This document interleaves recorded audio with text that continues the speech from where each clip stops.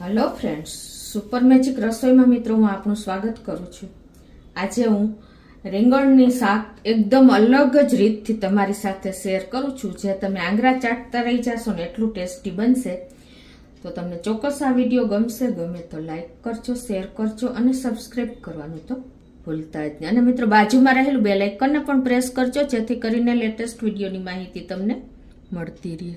મિત્રો આપણે રીંગણની સબ્જી, ભરેલા રીંગણ પીસ કરીને તો બહુ બનાવ્યા છે, પણ તમે આ મેથડથી કરશો ને એટલે તમે દર વખતે આ જ રીતે બનાવશો એની મારી ગેરંટી છે। તો એમાં આપણે 300 ગ્રામ રીંગણ લીધા છે। અત્યારે રીંગણ પણ એકદમ શિયાળો હોય છે ને તો ફ્રેશ જ મળે છે। અને બીજું આપણે ઇન્ગ્રેડિયન્ટમાં એક મોટો કાંદો લીધો છે, 2 લીલા મરચાના પીસ કર્યા છે, 1 ઇંચ આદુ ટુકડાના મેં પીસ કર્યા છે, સૂકું કોપરું, તમે ખમણ કે કોપરું કાંઈ પણ લઈ શકો છો, એ આપણે 1 ટેબલ સ્પૂન જેવું લેશું। અને 1 ટમેટાના મેં પીસ કર્યા છે, કસૂરી મેથી, મરીના દાણા 5 થી 6 છે, 1/4 કપ જેટલું દહીં છે, અને 1 ટેબલ સ્પૂન જેવો આપણે માંડવીનો ભૂકો છે, ધાણા ભાજી છે, તેલ છે, મીઠું છે અને રૂટીન મસાલા છે। તો બનાવવાનું ચાલુ કરીએ। તો પહેલા તો છે ને મિત્રો આપણે રીંગણને સમારી લેશું। તો આપણે એને આ રીતે ઊભા જ ચિપ્સમાં સમારશું, પીસ નહીં કરીએ, એટલે આપણું રીંગણ પણ એકદમ સરસ આખું રહે છે, પ્લસ ખાવાની પણ મજા આવશે। તો આ રીતે આપણે સમારી લેશું। આવી રીતે 4 પીસમાં સમારશો ને તો પણ ચાલશે, અને આપણે હાફ પીસ આ રીતે કરશું। તો હવે આ રીતે આપણે બધા જ રીંગણને સમારી લેશું। તો મિત્રો રીંગણ લગભગ ઘણી વખત સડેલા નીકળે છે, તો તમારે કાઢી લેવાના, આ રીતે તમારે ચેક કરી લેવાનું અને પછી તમારે એને દૂર કરી દેવાના। તો હવે આ રીતે જો આપણે 300 ગ્રામ રીંગણાને સમારી લીધા છે, અને એમાં આપણે પાણી નાખી દેશું અને અડધી ટીસ્પૂન જેવું મીઠું નાખી દઈએ, એટલે આપણા રીંગણ કાળા ન પડે। આ રીતે તમે જો પાણીમાં ડૂબેલા આપણે ખ્યાલ જ હોય છે રાખીને, એટલે આપણા રીંગણ કાળા ન પડે। તો હવે ગેસ ઓન કરી અને આપણે વઘારની તૈયારી કરશું। તો ગેસની ફ્લેમ અત્યારે મીડિયમ રાખી છે, અને આપણે 3 ટેબલ સ્પૂન જેવું તેલ મૂકી દેશું। આપણું તેલ પણ મીડિયમ ફ્લેમે ગરમ થઈ ગયું છે। તો હવે આપણે એક મોટો કાંદો સમાર્યો છે ને એને નાખી દેશું, અને એને આ રીતે આપણે સ્લો ટુ મીડિયમ ફ્લેમ ઉપર સાંતળી લેશું। તો આપણા કાંદા પણ જો હલકા એવા સોફ્ટ થઈ ગયા છે। તો આપણે 8 થી 10 કળી લસણ અને 2 ઇંચ આદુના ટુકડા જેવું પીસ કર્યા છે એને નાખી દેશું, અને આપણે 2 મરચાના પીસ કર્યા છે એને પણ નાખી દેશું।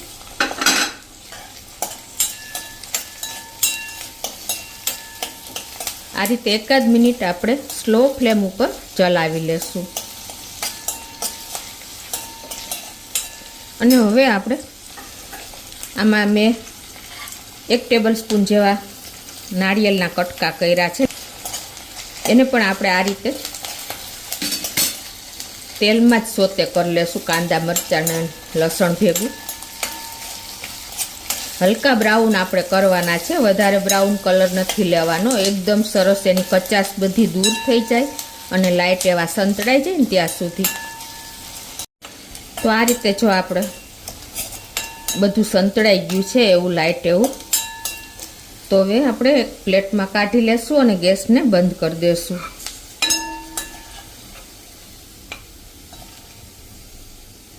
તો હવે જો આપણે આ સાંતળોય મસાલો પણ ઠંડો થઈ ગયો છે, તો એને એક મિક્સર જારમાં નાખી અને આપણે એની પેસ્ટ કરી લેશું। અને હવે આપણે આ જે 1 ટમેટું સમાર્યું છે એને પણ આમાં નાખી દેશું અને એની પેસ્ટ કરી લેશું। તો આપણે જો પેસ્ટ પણ તૈયાર કરી લીધી છે। તો આપણે કાંદા સાંતળ્યા હતા ને એમાં જ આપણે એ જ પેનમાં તેલ પડ્યું છે, એમાં આપણે 1 ટેબલ સ્પૂન વધારે તેલ નાખી દઈ અને આપણે તેલને ગરમ કરી લઈ। તો તેલ ગરમ થઈ ગયું છે, તો 1/4 ટીસ્પૂન જેવું આખું જીરું નાખી દઈ, અને 4 થી 5 દાણા આખા મરીને, અને 1/4 ટીસ્પૂન જેવી હિંગ નાખી દેશું।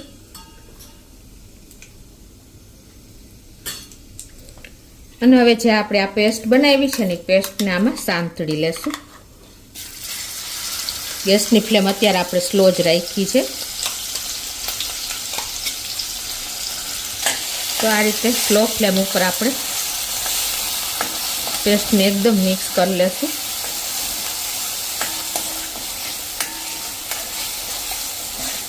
અને ટેસ્ટ એકોર્ડિંગ આપણે અડધી ટીસ્પૂન જેવું મીઠું નાખી દેશું. અને હવે આને આપણે 2 થી 3 મિનિટ ઢાંકી અને કૂક થવા દેશું.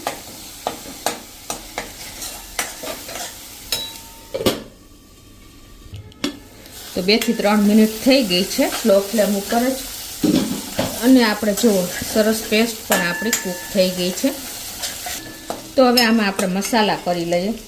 તો 1 ટીસ્પૂન જેવું આપણે લાલ મરચું પાવડર, અડધી ટીસ્પૂન જેવું આપણે હળદી અને 1 ટીસ્પૂન જેવું આપણે ધાણા જીરું પાવડર નાખી દઈશું. અને મિક્સ કરી અને 1-2 મિનિટ આપણે આ રીતે ચલાવી લેશું. એટલે આપણા મસાલા પણ સરસ આમાં કૂક થઈ જાય.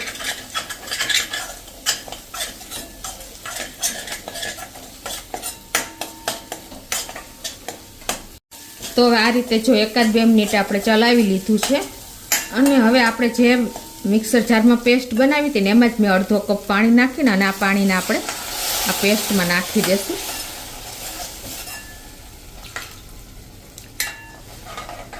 અને હવે આને આપણે 3 થી 4 મિનિટ સ્લો ફ્લેમ ઉપર જ ઢાંકી અને કૂક થવા દેશું. તો 3 થી 4 મિનિટ થઈ છે અને જુઓ આપણી ગ્રેવી પણ સરસ કૂક થઈ ગઈ છે. તો હવે એમાં આપણે 1 ટેબલ સ્પૂન જેવી કસૂરી મેથી નાખી દઈશું. અને આપણે 1 ટેબલ સ્પૂન જેવા ઝીણા સમારેલા ધાણા ભાજી નાખી દઈશું. અને એને આ રીતે જ આપણે આ જે કૂક કરેલી ગ્રેવી છે ને એમાં જ સાંતળશું એટલે એનો કલર એકદમ મેન્ટેન રહે.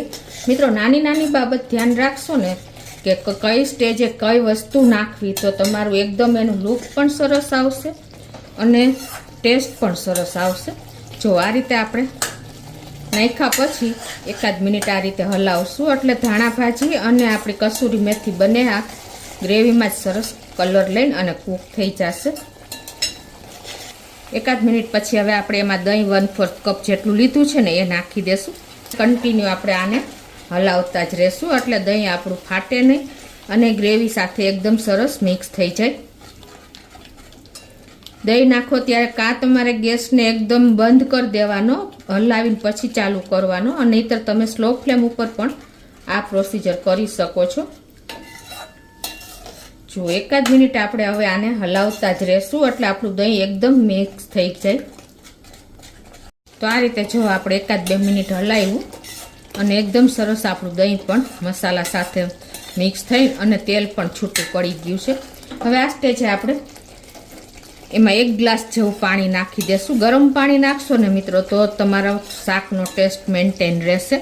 બને ત્યાં સુધી તમારે ગરમ પાણી જ વાપરવું. અને એને આપણે મીડિયમ ફ્લેમ કરી અને આ રીતે આપણે એને હલાવી લેશું. હવે આને આપણે ઢાંકી અને 4 થી 5 મિનિટ ઉકળવા દેશું. ગેસ ઓન કરીને અને હવે આપણે એક પેનમાં 2 થી 3 ટેબલ સ્પૂન જેવું તેલ મૂકી દેશું. આપણો જે વઘાર ઉકળે છે ને ત્યાં આપણે આ પ્રોસીજર કરી લઈએ. તો હવે આપણું તેલ પણ ગરમ થઈ ગયું છે અને આપણે જે રીંગણ પાણીમાં નાખ્યા હતા ને એને પણ પાણી કાઢીને આ રીતે આપણે એકદમ થોડાક ડ્રાય કરી લેવાના. અને હવે એને આપણે આ તેલમાં જ નાખીને અને સાંતળી લઈશું.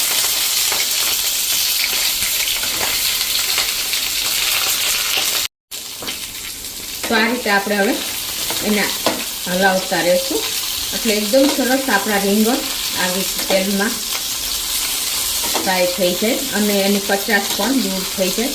અને હવે આપણે એમાં 1/2 ટીસ્પૂન જેવું મીઠું નાખી દઈશું અને 1/4 ટીસ્પૂન હળદર નાખી દઈશું એટલે એનો કલર સરસ આપણે જળવાઈ રહે.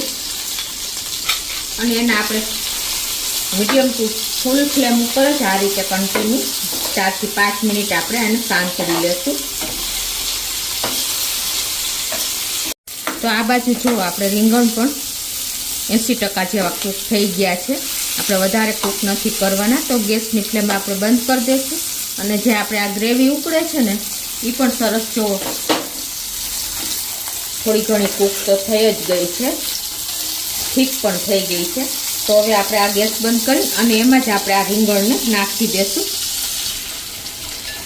એટલે જે આપણી કચાશ દૂર છે ને 20% એ પણ આપણે આ ગ્રેવી સાથે રીંગણ કૂક થઈ જશે. અને હવે આપણે આને સ્લો ટુ મીડિયમ ફ્લેમ કરી અને આને આપણે ઉકળવા દેશું. એ પહેલાં આપણે થોડોક મસાલો કરી લઈએ. તો આપણે 1 ટેબલ સ્પૂન જેવો મગફળીનો ભૂકો લીધો છે ને એને આપણે આમાં નાખી દઈશું. અને 1 ટીસ્પૂન જેવો ગરમ મસાલો નાખી અને આને આપણે મિક્સ કરી અને ઢાંકીને જ્યાં સુધી આપણા રીંગણ કૂક થાય ને ત્યાં સુધી આપણે આને થાવા દેશું 2 થી 3 મિનિટ.